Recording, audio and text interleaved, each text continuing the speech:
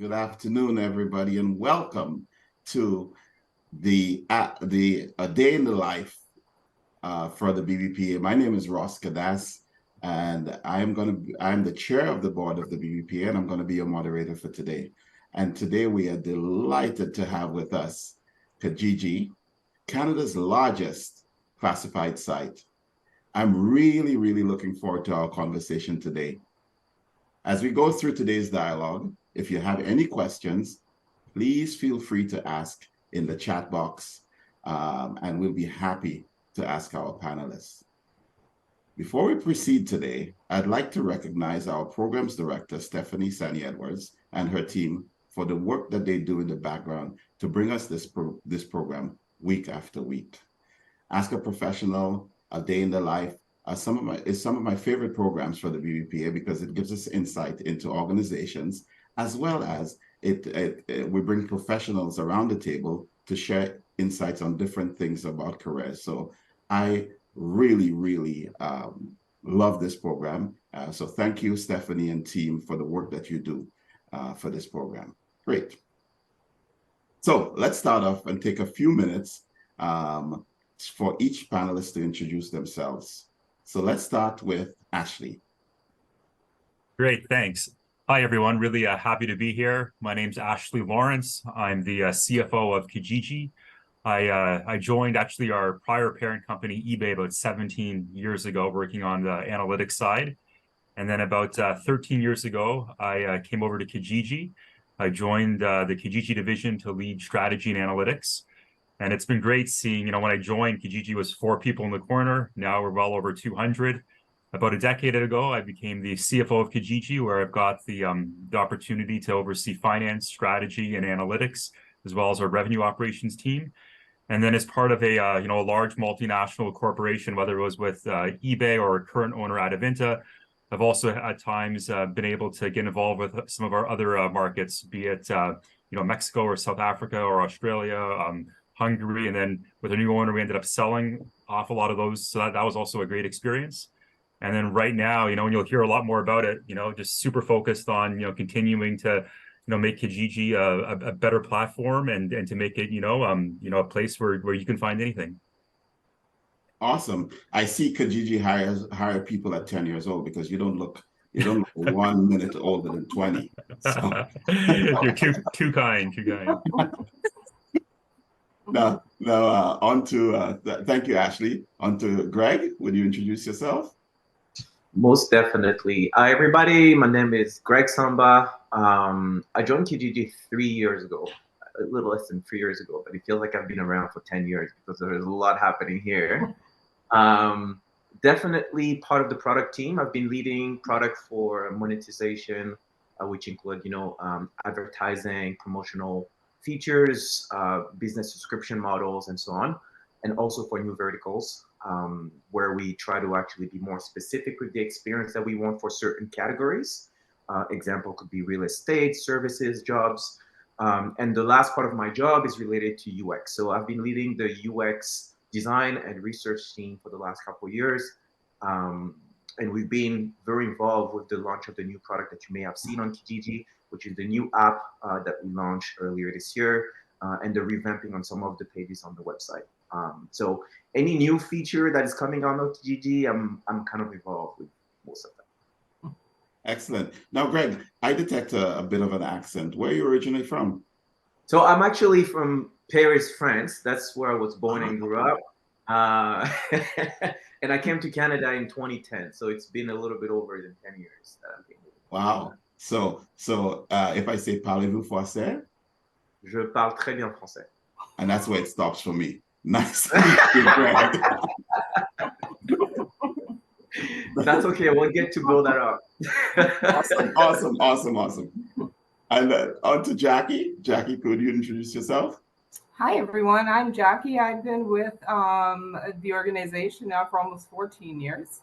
I originally started managing the US site, the equivalent of Kijiji, for 4 years, where I also touched on some of the other sites Ashley referred to: Belgium, Austria, Switzerland, Mexico, Spain, all over the place for the first 4 years. It was an amazing experience.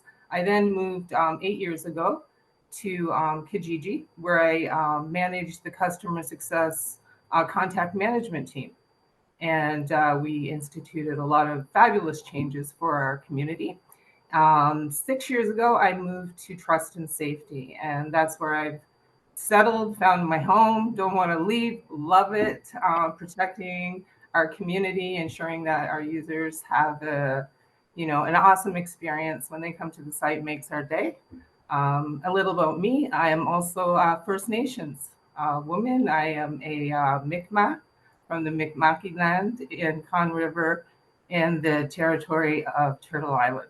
So I'm really, really happy to be here for this panel. Thank you.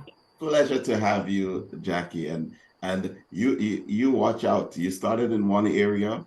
You said you don't want to live where you are, but things can change. Kijiji's growing, so I'm open. But last but not least, Samara, would you please introduce yourself? Hi, everyone. So I'm Samara Wolofsky, and I'm the communications and brand lead here at Kijiji. Now, I know you called Ashley the baby, but really, I've actually been here 5 months.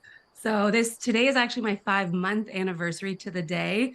So I'm really, really thrilled to be here at Kijiji. And I just want to echo what everyone says. Like, I'm not a long timer, but I could totally see myself here being a long timer because this group of folks and the people at the office are truly, truly awesome. So really happy to be here. And so what I do is I am responsible for all the planning, development, and execution of all communication and brand marketing strategies that really bring Kijiji's vision and mission to the lives of our users and our employees in a really fun and engaging, relatable way. So if you see a social media ad or you're on our social channel, Kijiji Canada, that's all me, as well as any sort of like out of home advertising.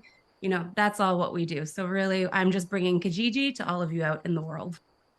Yes, and Samara was the one working with our team to bring this program here for you today. So Samara, thank you so much, and I'm so excited to hear more from our panelists, because it is clear that we have such great experience around the table. Now, I think we've all heard about Kijiji. I personally use Kijiji every time I want to sell something. But it's always nice to understand the internal side of our organization. So my first question to each panelist, that will start with Ashley. What is it like to work for Kijiji, or to work at Kijiji? Yeah, I mean, I would say in one word, it's pretty awesome, to work at Kijiji. And I think, if I had to, list a couple reasons why, I think, I really believe in what we're trying to do, right? When you look at Kijiji, we're, in many ways, I like to feel that we're helping, like the greater good, right? Like we're giving an opportunity for things that, so they don't end up in a landfill. Someone else can find the product at a really great price or great value. And then we'll also help people with, some really great life moments. So whether it's, finding a place to live, getting a vehicle, maybe finding a job, finding someone to help around the house. So a lot of that I take a lot of satisfaction from. And then when you combine that with just the people around the table that I get to work with on a daily basis, it's truly inspiring. Yeah, I love the greater good. I love the life moments. Like it all makes sense, right? Because of all the services that you provide on your site. What about you, Greg? You're fairly new. So tell us, what is it like to work at Kijiji? For me, it's the trust. When you get hired at Kijiji, you get hired for your skill set, your personality, and what you bring to the table with your own experience. And as you know, my experience has been all over when it comes to the location where I've been working or the type of product I've been building in the past. And Kijiji trusted me to come to the table with something that they believe would actually bring value to what exists. And people will listen. And you get access to people like Ashley, not just on a meeting like today, but I actually get to talk to him on a weekly basis. And we can exchange on what we believe is the next best thing for the business. And I think, the amount of sharing that happens across Kijiji business to all the other colleagues as well is amazing. And you don't see that everywhere. So I think it's very motivating for somebody working at Kijiji to be close to what the exec can actually do on a regular basis and feel like they can participate to the solution. That's excellent. That's excellent, Greg, because I work in talent, and we hear all the times that employees don't have access to the C-suite. They never do. They're too busy. They're working on strategy and that sort of thing. And for you to say that you have access, that's a great piece of company culture. I'd say note to you, you have access to the CFO. You can probably influence your pay. Oh, believe me, I do. Yeah. Oh, you try. What about you, Jackie? Sorry. What about you, Jackie? Oh, I'm sorry. I was just with a cough here. I love my time at Kijiji. I think I've had previous roles in management that in Canada and in England before Kijiji that contributed to who I became. But Kijiji felt like home to me. I used Kijiji before I ever worked here. I got this job by an ad on Kijiji saying we're hiring. And I replied with a very informal application saying, I love Kijiji and all the things that I've done on Kijiji, and it got me an interview. And I've loved it here ever since. My team is fabulous, dedicated, very diverse team from coast to coast, all kinds of people bringing different perspectives to the table. And we always arrive at the same goal, even though we all come from different areas in life, different countries, different experiences. We're together and we're in the same goal. And as mentioned, I don't hesitate when I have to reach up to our general manager, to my manager. My team can speak to the C-suite and not feel intimidated and feel that their voice is valued. So that is the culture of Kijiji. I think no matter what role you play here, if you're entry level right up into, the CFO, the devs, you are valued. And the suggestions and the feedback you put forward is given a serious look by product. And that's rare in tech companies these days. Excellent. Teamwork makes dream work, right? Excellent, excellent. And to our newest member, to the Kijiji team, Samara, what about you? How has it been so far? I have to really echo what everyone's saying here. There's so many great things about Kijiji that just gets me up in the morning and really excited. The first, just echoing what Ashley said, is I applied for this job because I really believe in the mission and vision. I'm a huge champion for sustainability. I'm a huge fan of, second home, second loved items. Like my entire apartment is filled with Kijiji. I'm not even kidding. I'm not just saying that. Like my apartment was rented on Kijiji. My dining room table's from Kijiji. That like room dividers from Kijiji. And I want people to know that you can build a beautiful life with secondhand items. You don't need to be constantly buying new to go into the landfill. So that's point number one. Point number two is it really is a community. My first day, I come in and, I have my usual onboarding, but then I was told, we're actually celebrating one of our team members who's up for an award, like a very prestigious award. So we're gonna have a big showing and a party. And there was pizza, there was snacks. Like the whole office came in to celebrate this one person who was up for an award. And it just felt so wonderful to see our team members being recognized because in other companies that doesn't always happen. So that was really warming, especially on a first day. And then I would say third is the cross collaboration here is second to none. I've had jobs where I really operate in a vacuum in comms and branding, and here it's like I message product and Greg on something. I'm constantly working with our customer success team. I'm working with finance on a daily basis on how we can move money around to make my advertising and marketing budget works.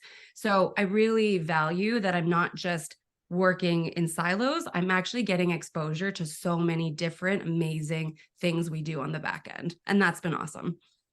Wow. Culture is important. It sounds like a great culture. Excellent. Actually, as CFO of Kijiji, you've been a key figure in shaping the company's journey. Can you walk us through the story of Kijiji, highlighting how the company has evolved through the challenges and triumphs, and I'm sure there were lots of challenges. Specifically, we'd like to hear about where Kijiji stands today, its trajectory for the future, and how its unique culture, one where employees are also customers, Samara just said that, fosters space for creativity, experimentation, and innovation. I know it's a mouthful. That's You got it. Okay. I'll try to hit on all those points. If I miss anything, let me know. Awesome. Yeah, I think the brief history was that we were started as part of eBay. So eBay is kind of like, they're like the original platform on the internet to have, to connect buyers and sellers.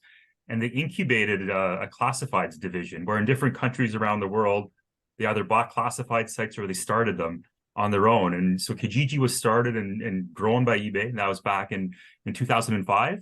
We actually started off in Quebec. And then quickly after that, we expanded across the country. And then in the early days, the history was, you think about Canada, is super large. We had to either decide, okay, are we going to focus on certain areas like geographically? So in the early days, a lot of focus on Ontario and then on Quebec. We always done well in, the east of Canada. And so unfortunately, you have to make choices and trade-offs sometimes. So the one area that I think, at some point I'd love to get bigger out in BC. So, but it's just been, pretty far away from the Toronto office. Then at the same time, we have to figure out, okay, what are the areas we want to build out?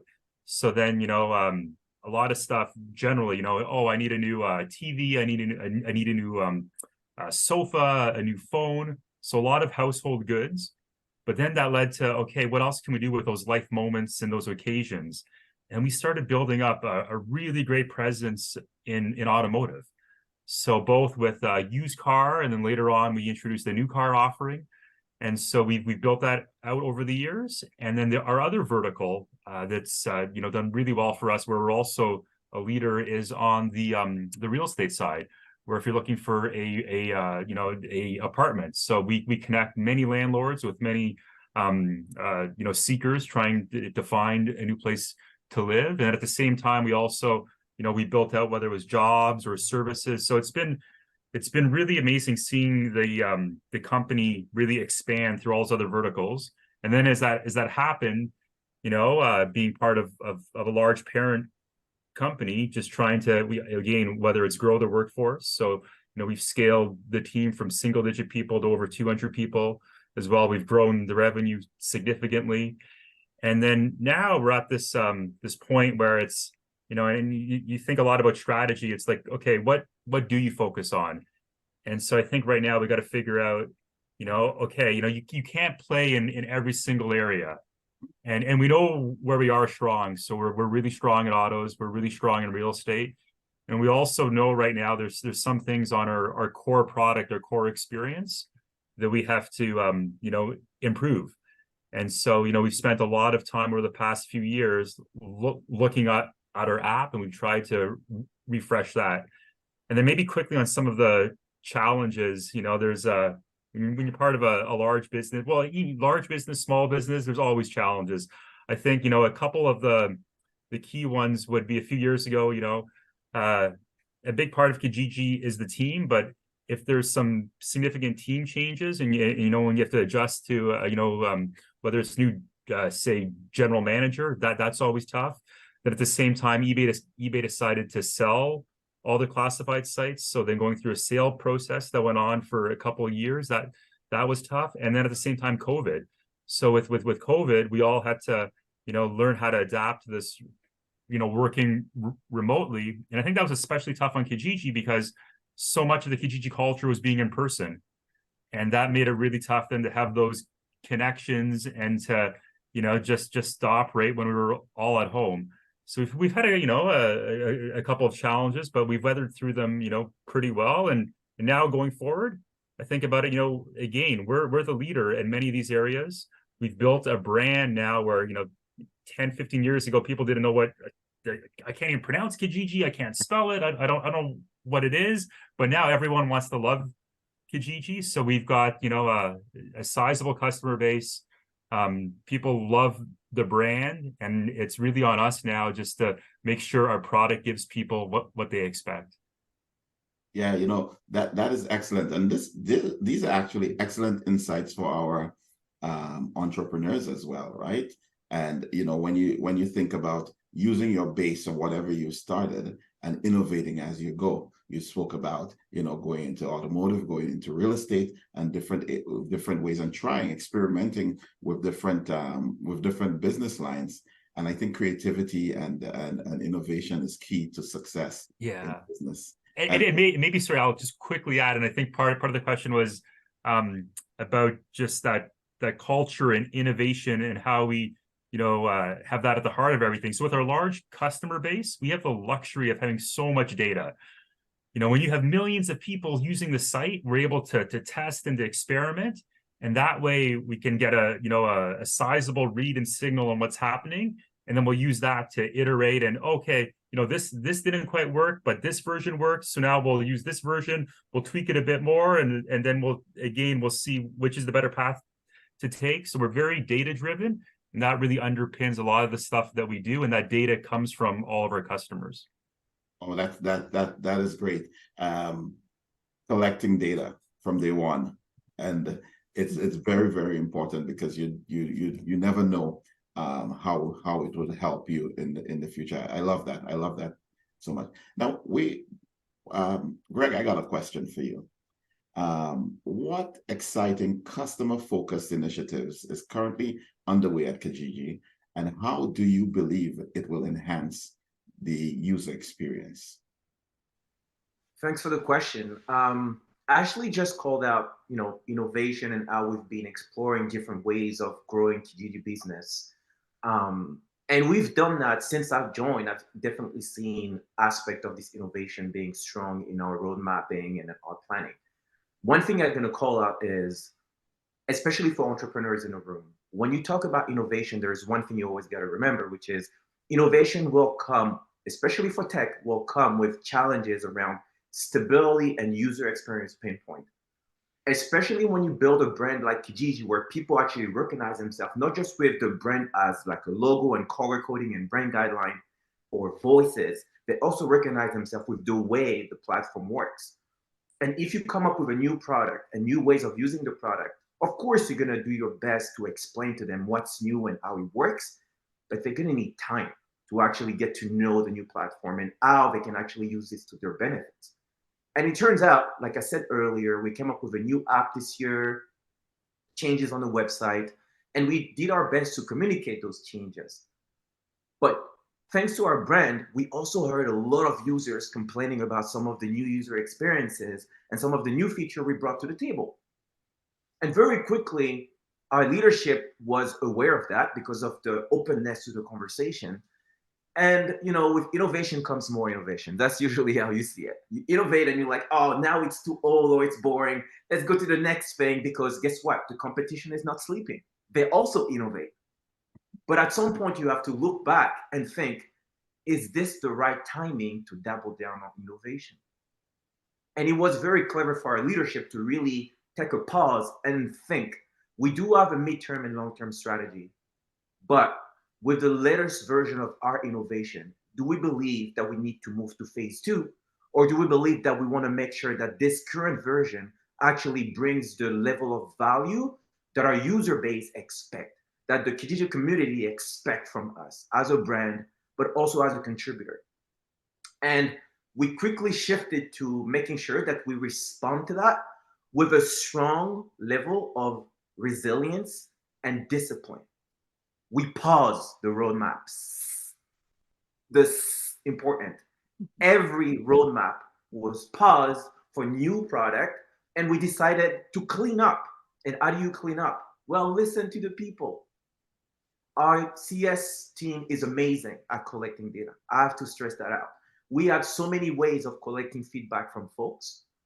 From the time I was not around until now, we kept on adding new ways to listen to people. So we made sure that the CS team was central to that conversation.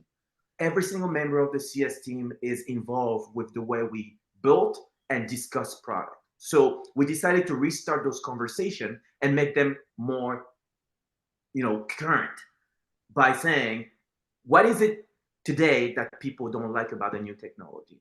How do we collect that data? So we started with the data type. We started with the calls. We started with the return on the app reviews. There is more because there were blind spots, and the blind spots were things that people talk about on social media. You might come across one or two, but you don't really know how big it is. So our CS team was able to go and collect all of that database and organize it for us. That's the second point. How do you organize that data so you can understand how to use it? Once we organize the data, sideways, we use ChatGPT to kind of organize it too, which was beautiful. So you still get to innovate. We were able to say, we know the top 5 or 6 themes that need to be addressed. And we changed our way of cleaning that up with the dev team. We had a silo created because of the way we're doing business. You have different sections, different line of businesses, different interests. So you would have different teams working on different things. Now everybody comes together and we reorganize ourselves to do quicker, to fix better, and to make sure that we assess every time we fix. And so for the last 6 to 7 weeks, we clean up more than 74% of the issues that were brought up by our user. 74% in 6 to 7 weeks.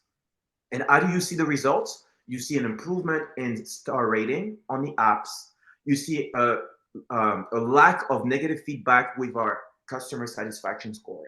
And you also see some of the metrics that we used to care as much about going up because of that benefit. Engagement on users, the ability for users to be successful on the platform.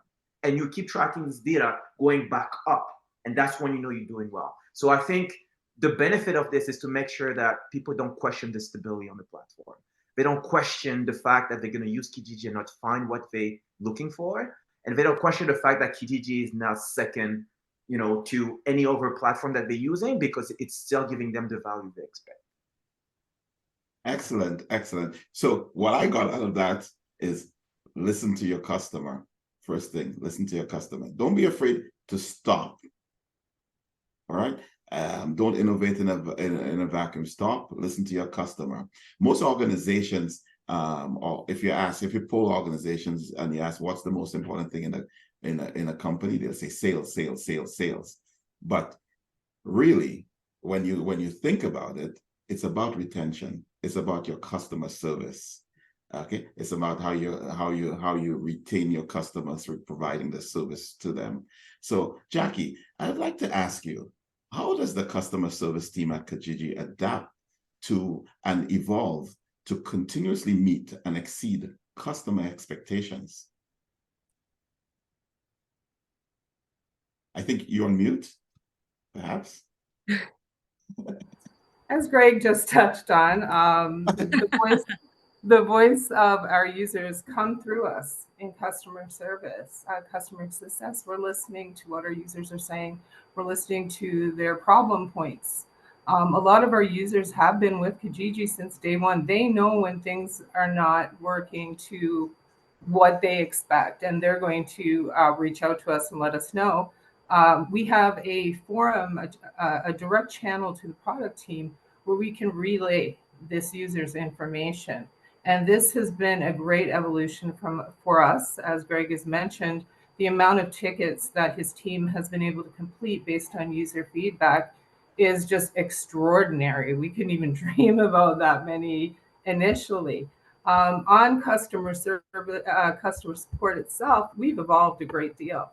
When I started at Kijiji, there was only one way you could really get a hold of us, and that was by sending us an email.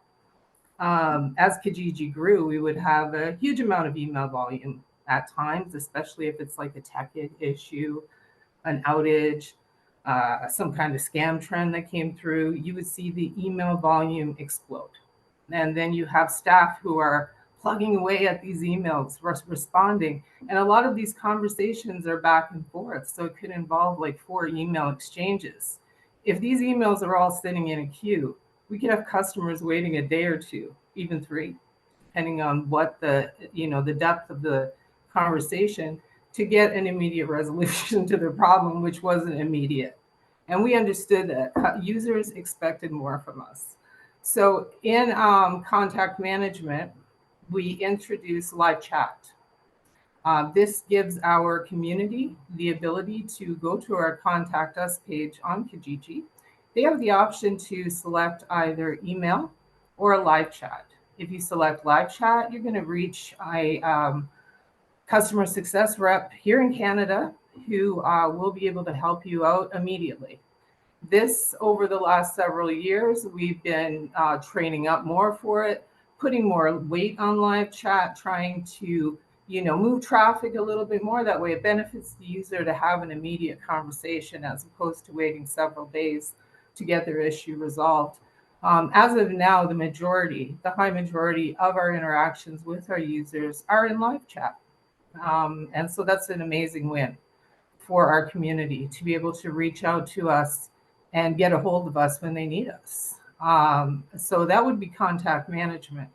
In my end, which is ad moderation, we have evolved with the times. I can remember first starting, we had a lot of ad moderators going through a lot of different queues. We had very basic filters for the ads that came in. And these filters were built into our system. They were very difficult to adjust. It would require, opening a ticket, having a developer go in, add new queues, and it was just a headache.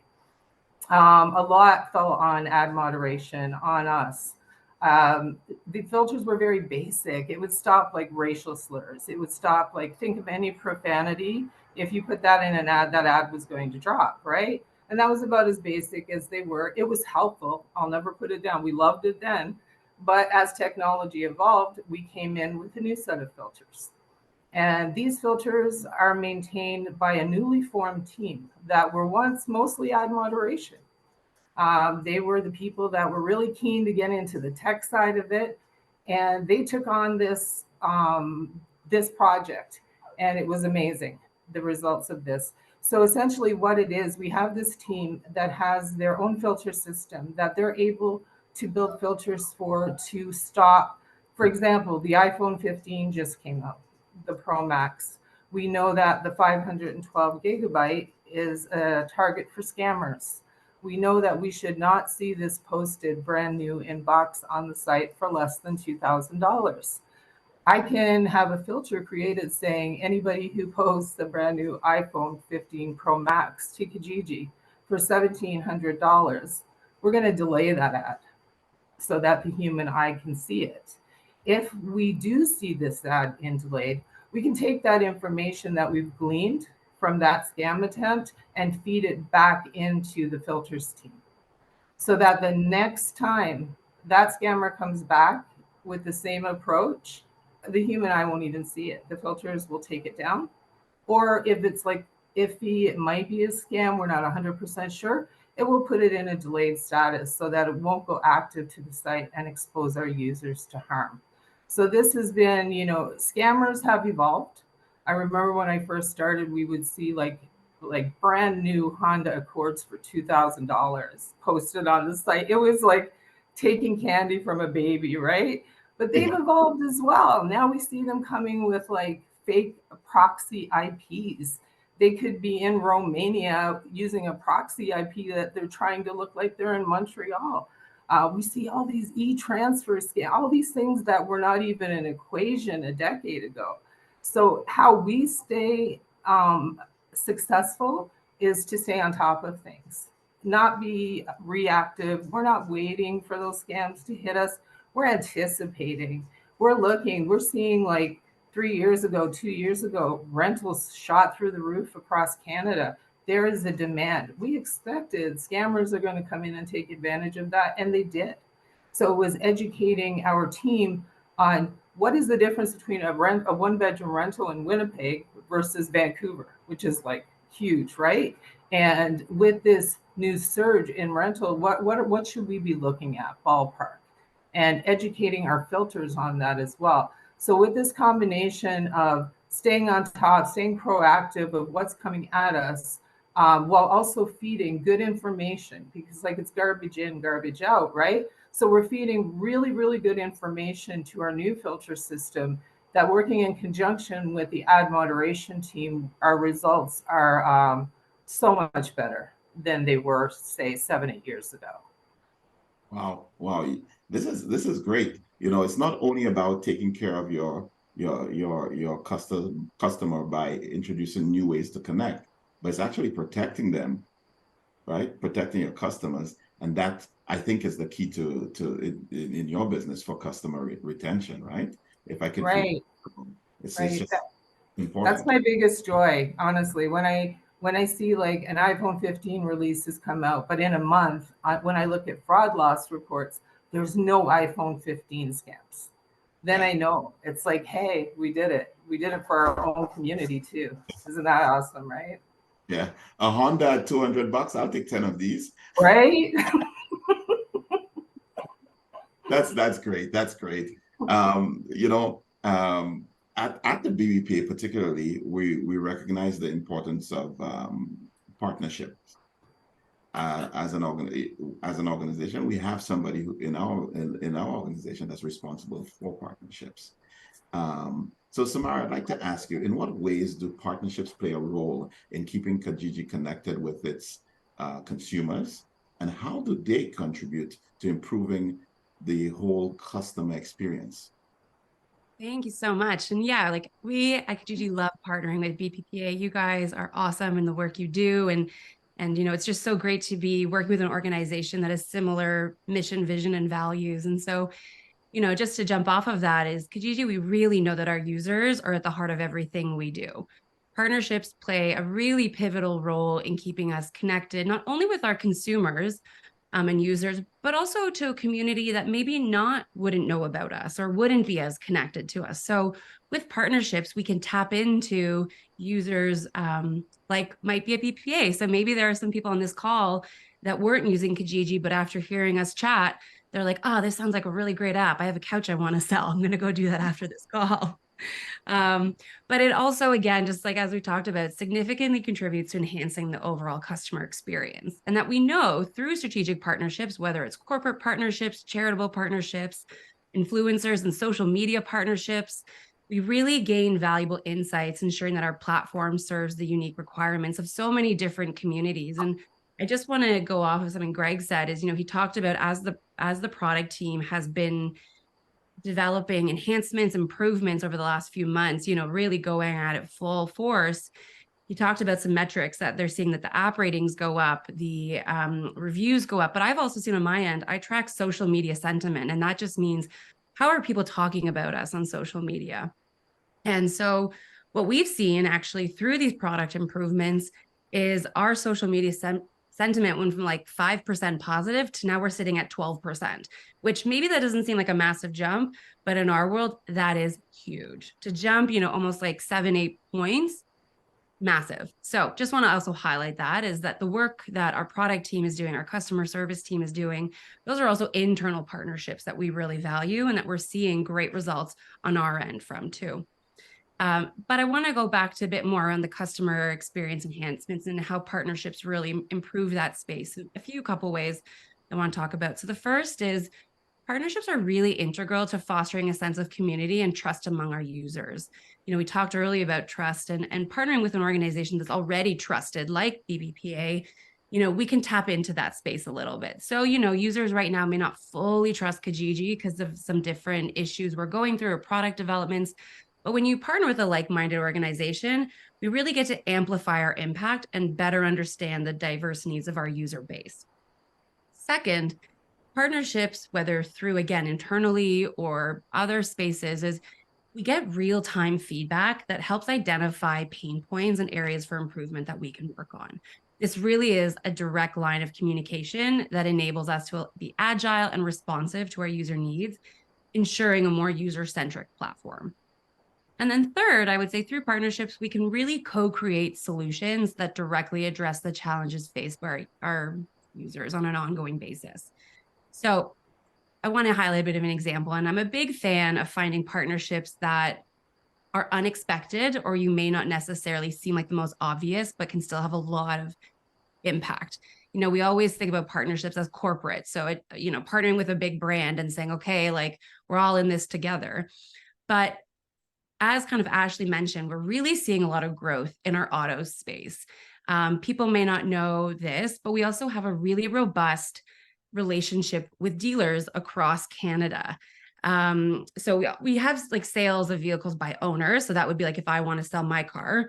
But then we've also brought into the fold a partnership with dealers where they can also post on our platform and say, hey, we have so many great, new vehicles, used vehicles, but there is that trust within dealers, right? Because you know that you're going to a reliable source. So a few years back, as autos was really ramping up, we started a partnership, or that we're calling our dealer council, which is 8 dealers from across the country representing different vehicle brands. We meet with them on a pretty regular basis to listen to what's working for them, what's not, what are they seeing in the industry in automotive, and how Kijiji can actually adapt to those needs. They also share and have insight into what consumers are looking for when they're looking for a car, what are the most popular brands that they're seeing.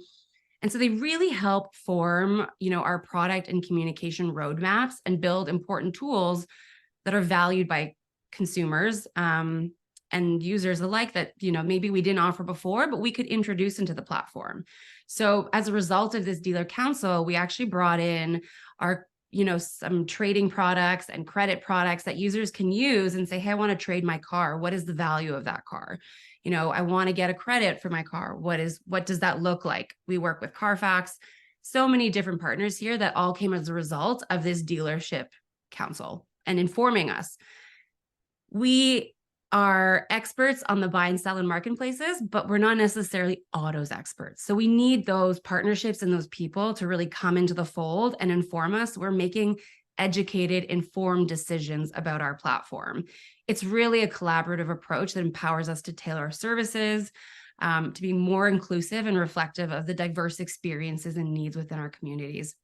So, my biggest piece of advice here is don't operate in a vacuum. And I feel like it's kind of come up a few times here.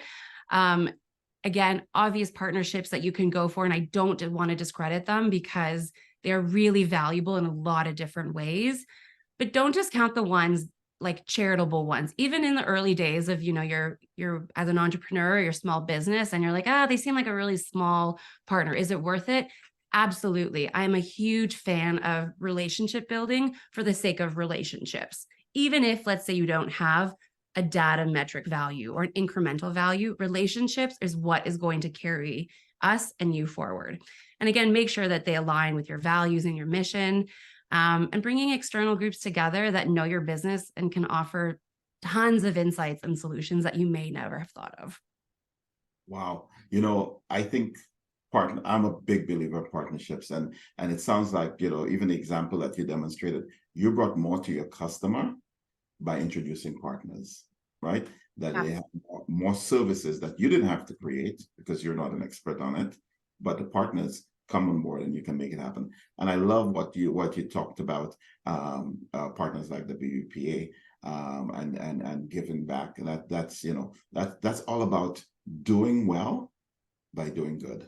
And I want to shout out, the team just reminded me here that, the work that we partnered with Kijiji in Little Jamaica to promote the Black businesses. And for anybody who knows the history and the challenges in that area, the construction that went on, still going on in some pieces, really, really hurt the businesses. And Kijiji stepped up and said, hey, we're going to partner with you to promote those businesses, to bring business back to Little Jamaica. So we thank you for that. You clearly demonstrated the need for partnerships. So I want to pause right now and take a look at our chat box. Our chat box here. Dennis said, just informed us that, hi Dennis, just informed us that Greg is a dancer as well. Yeah, I didn't know that. We may have to have him dance for us before we end this. But yeah, nice to have you, Dennis, listening in. Mona had a question for us. Do you offer internships to youth? If so, how? What is the process to connect with the youth? I don't know if anybody wants to take that one. Sure. Yeah, we definitely offer internships. We have a pretty big partnership, I believe, and Ashley, keep me honest here, with U of T. But we do have a lot of interns that come in, and I just would say reach out to us. We have a contact.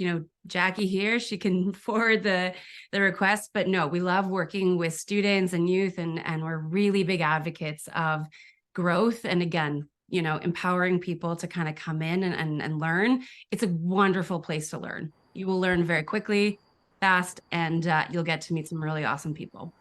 Awesome, awesome. And Jolieanne says love Kijiji for the advertising, and I can't agree with that more. Love it. Love to hear it. We love to be playful and fun. We're a really fun brand. Awesome, awesome, awesome. So, Ashley, I want to come back to you to talk a little bit about company culture. How does Kijiji foster company culture that puts the customer at the center of everything you do? Yeah, and I'd say it's I think for the long-term health of our business, it's so important that the customer is at the center. And I think, we look at it from a couple of different ways, and if I have my CFO hat on, the first part is we got to make sure that we fund the organization the right way, where we've got, enough roles that are focused on the customer, right? So whether it's on research and design, or or customer service, so we have to design the right org and fund it. And I think then underlying that, we're very fortunate where we've got a lot of long tenured people, especially in our customer service areas, that really have that institutional knowledge.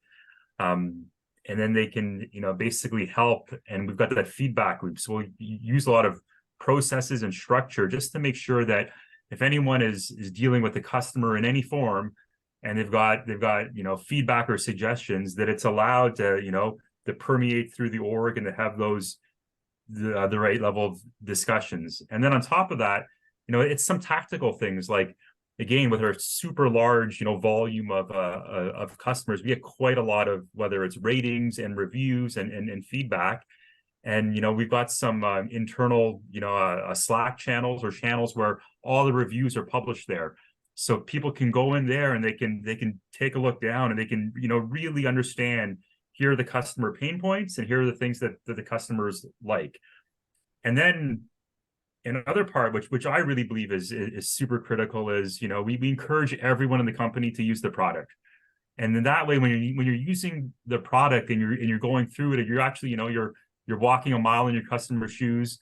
You can, if you're in a meeting, you're able to describe, oh, I tried, to post an ad, but I know we got the, that new experience, but I found, maybe this wasn't as clear. And then you can use that when you redesign the product again. And then every year, one of the best times internally is we have an internal, it's like a buy and sell contest, where you buy and sell things on the platform for prizes. There's also, parts of the contest are, getting suggestions, pointing out bugs. And again, that way it just goes to this whole, multifaceted approach and making that customer-centric organization. And then finally, there's small things like every Friday we'll bring the whole company together for, we call it a Friday meetup, and we'll sort of showcase what we're working on, as well as we'll talk about things that we're hearing from the front line from the customer. And I think finally the last thing that I would close this part with is that, it's not always just one type of customer. And I think it's really important to realize, again, that, with Kijiji, it could be individuals, it could be families, it could be businesses. And it's to, evolve a language that, that there's multiple types of customers, and we want to serve them all. And again, it's to have that holistic approach. So it's through I think through a combination of many things that we're able to keep the customer front and center. So it's a customer-centric company culture. Yeah. Right, which is important. I think if our listeners today kind of get the theme, it's all about customer service. It's all about the customer, and I think in any business, putting the customer first and then building around that probably is a winning strategy. So I love that. Jackie, I'd like to ask you a little bit about your customer service team. And what challenges does the team face in maintaining this high quality of support that you spoke about earlier? And what strategies that you have in place to overcome some of these challenges? Well, our main challenge is, of course, always being at the ready for what's coming at us. Um, the evolution of fraud and people who want to spam our site with, 5,000 ads in the same area and provide a poor user experience. These are all things that we focus very, very heavily on keeping that clean. So our challenge is staying on top of market trends. It's knowing what is coming next and not waiting for the fraud to fill up the site and then be like, oh no, there's an iPhone scammer. No, we fully expected the iPhone scammer. We know, they're going to release that phone, and within 3 weeks, the fake phones are going to come out. We know where they're going to hit. They're probably going to hit the Brampton area, Montreal. We've got searches set up for that. So, again, it goes back to CS having such a strong presence in terms of tenure. Most of, if not all of us, pretty much have seen, year over year, the same trends occur. We understand what we're looking at. We understand what's going to come at us. Not all the time. I mean, there's always that surprise that pops up, but we are well prepared in terms of our searches, the efficiency of them, creating searches that narrow down and catch things very, very quickly. We are also cross-trained.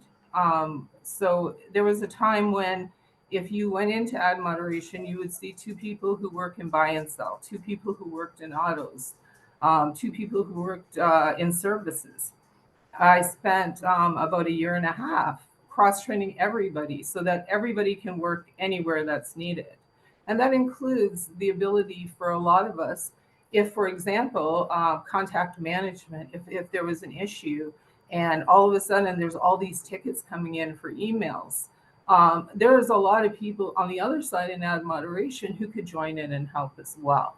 So we're very, team, what can we do to help? It's not like this is my job, that's not my job. It's like this is our user, this is our community. And whatever it takes, we're going to go over there. If it's really busy, okay, I might have the title of a supervisor. Guess who's jumping in the queues to answer some tickets? So I think it all comes down to going the extra mile, being prepared, understanding that, there may be days when we're going to have people sick and we could be a little short. But if we cross-train some of our team members to be able to pick up that slack, things are going to be okay. Let's think ahead just in case, right? So this is the approach we've taken, and it's served us very, very well. Yeah, staying ahead of the curve. Exactly. I like the example of the fraud. Yeah. I never knew that. I never ever knew that you were ahead of you had systems in place for that. So that's excellent. That's excellent. We have a few more minutes left. So Greg, I wanted to ask you a question. Okay, in respective to your role, right? How do you ensure that the voice of the customer is not just heard, but actively influences decision-making strategy at Kijiji? So in a couple words, what I would say is, number one, we do make sure that what we're doing now is not just temporary, right? Like we're not doing this just because we have a big volume of feedback, but we want to make sure that we implement those new ways of working as part of a regular process. That's number one. And then number two, beyond what we think about our objective as a company is, of course, every company from our size will talk about revenue, we'll talk about optimization of profit and so on. But we do believe that the heart of Kijiji is to make sure that people find or look for things on our platform and that it benefit to our everyday. And Ashley talked about it at the beginning, right? Life moments. And so the better you understand people's issue, mindset, and care for what happens in their life, the better you will be prepared to create a product that they actually will use. And if they use your product, eventually you will talk about money. But I'm part of the monetization team, and I can tell you, 80% of the time, I do not talk about money. I talk about the value of the product for our users and how we make sure that that value then becomes the profit for Kijiji.